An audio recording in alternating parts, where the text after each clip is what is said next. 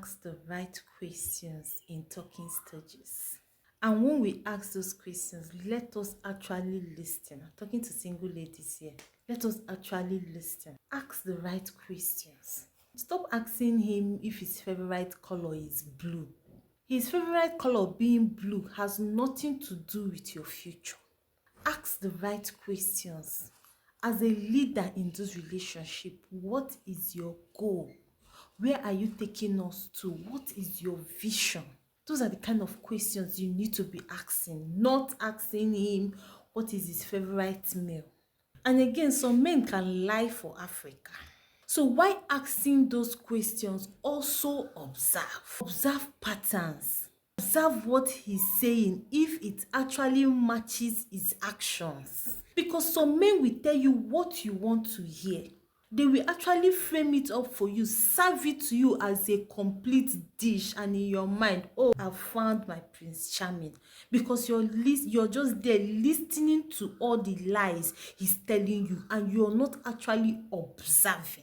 So when you are asking the right questions, also observe to know if what he is saying is actually who he is, not who he wants you to believe he is. Some of the men might not even have the right answers to give you, but look at their actions and observe. Because their actions are actually louder. The actions are the loudest. It is crying out loud. Look at the actions behind his intentions, behind his movement, behind everything he says or do. Look at the action. Then you will know if that person is for keeps or someone you have to discharge immediately. And this one is very important. Always listen to what they are saying and what they are not saying. This one is deep. You actually need God. You need to pray to God for wisdom. I was talking to one guy one time like that, and both of us were on talking stage. So we were just talking. And believe me, I was asking the right questions. And I was like, I'm a career woman, no. I want to fly. He said I cannot fly in his house. That is going to cut those wings. I said, okay, so if I can't fly, what can I do? He said that we excel. I want to understand the difference between flying and excelling. Because me, I think flying is actually when someone is married and the person is actually excelling. So I wasn't seeing the difference between the both of them. So I needed him to explain the difference. And he told me that flying is when I said I'm going for have a shoot or something, then I'll call and said I will not be able to make it this night, baby, please take care of the house or something of blah blah blah blah blah. I said okay. And excelling, it is when maybe I'm a career woman, I go to work, I come back by 4, I do this one, I do that one, that I'll be working under him, but I have limitations. I said wow. So the both of us cannot actually agree on, okay, that some certain thing happen, and things happens, and maybe I will not be able to make it this night. I will have to travel. And stay for like 2-3 days before I come back to there. He said never. Which one is travel and go where?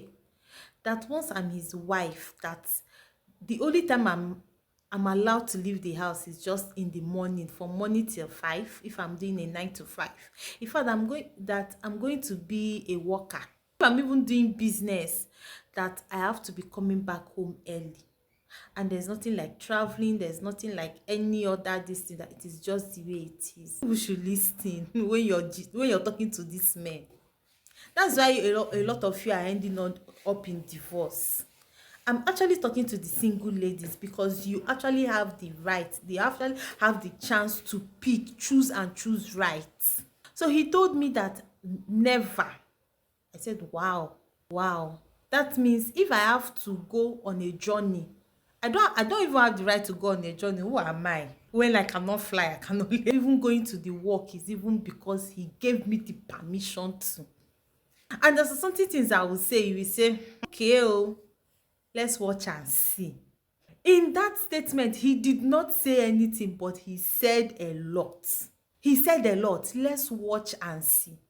So always listen to what they are saying and listen to what they are not saying.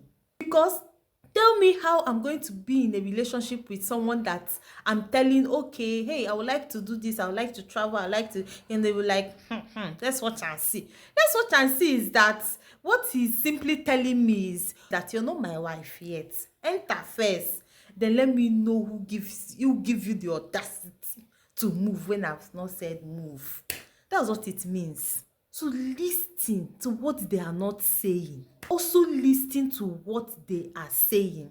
Don't say that when you enter into the marriage, when you now marry him, you will change him or you can be able to convince him. You cannot convince him, my sister, because he has in his mind he has things that he wants to do, and there's certain things that you're doing already that is pissing him off. So he wants to put you to order or bring you to order once you become his wife. And you're there thinking that when you become his wife, you will be able to convince him. Now, when you enter into that marriage, that is where the issue starts from. That is why we have so many divorces. You as a single lady that you've not entered into that marriage yet, in talking stage is not the time to ask him, what did you eat today? What did you even like? What did you like? What will I be cooking for you that you like? That's not what you discuss in talking stages.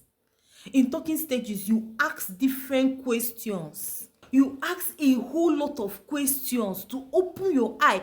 There is no how he can pretend and pretend and pretend and pretend. There's some certain things he will be saying.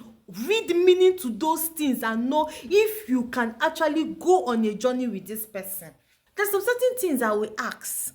And okay, there's a day I told him about some of my wins. For example, this is just an example. I told him, they made me the manager of so company. I'm like, hey baby, hey, congratulations. Congrats, my love. That's why I love you. That's why I care for you. And the next minute we were talking about something different, something different entirely. And I made a statement. I cannot remember the actual statement that I made. And he said, what is that? Are you okay?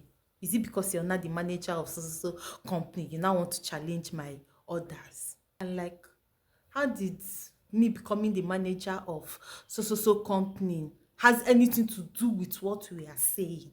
Are you not saying that I should not air my views when we are talking? You don't have the right to air anything. As far as I'm going to be your husband, you have to be under me. And I'm not saying as a woman you shouldn't be under a man. That is not what I'm saying. I'm not saying as a woman you shouldn't submit to a man. No. I'm saying as a woman, you have the right to make your right choice, your decision on who actually wants to nurture you and see you grow genuinely, not someone that is preparing to tame you down in a relationship.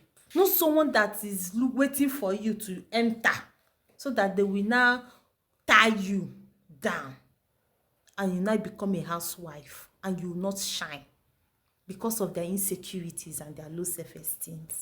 So you should be very wise and pray to God while you are on the talking stage. That is not the time to be asking him, are you okay, 100 times. Baby, I love you, I miss you so much. Where are you? Where? That is not the time for it. It is the time for serious talk. And while he's talking, you listen, because the mind is who you're going to end up living with. The way he reasons, the way he thinks, that is who you're getting married to. You need to pray and beg God for wisdom, so that you will be at alert, you'll be self-aware to know that, oh, so this is who this person is. It's in the talking stage, because there are some serious questions you will ask about your future and your life together. One day, one guy like that, while we were still talking, and he said something. He said he has never eaten my money. I said, I don't understand. When did we even start that you're eating my money? Do you get? And he said, I cooked and I was eating. And he wanted to see the meal. I showed him. Because me, anything food, I like taking care of myself very well. And he said, can I be able to make such a meal in the house if he doesn't give me money? I was like, listening to the intentions behind the questions or behind the answer. I'm like, are you planning not to give me money as your wife to cook if we are in the house as man and wife? He said, it's not as if he's planning not to give me money, but he wants to ask, like, can I be able to bring out my money and be cooking? I'm like, wow. First of all, he told me he has never eaten my money. How long did we start talking that he's telling me he has not eaten my money? How? Where, as in, when did the relationship start? Then the second one, he's now asking me, he saw what I was eating, he was now asking me, can I be able to make such a meal with my money? And this person that I'm telling you guys apart have not given me 1 naira. He has not even bought data for me. Even as we are always talking on video call, he has not even said, this girl take my money for data. And he's asking me for my own money. He has not eaten my money. I should send him money. Yeah, will I be able to make such meals with my own money? So like, when we ended the call, I started avoiding his call because this one is looking for someone that will carry him. I'm not ready for that. I'm looking for someone that both of us will carry each other. You will know that you're the leader. You will lead me and I will follow. I will follow sheepishly. I want to get married and follow that person sheepishly. So I don't want to make the mistakes. That's why I'm telling you guys this. Because I have to obey what my father said in the Bible. Submit.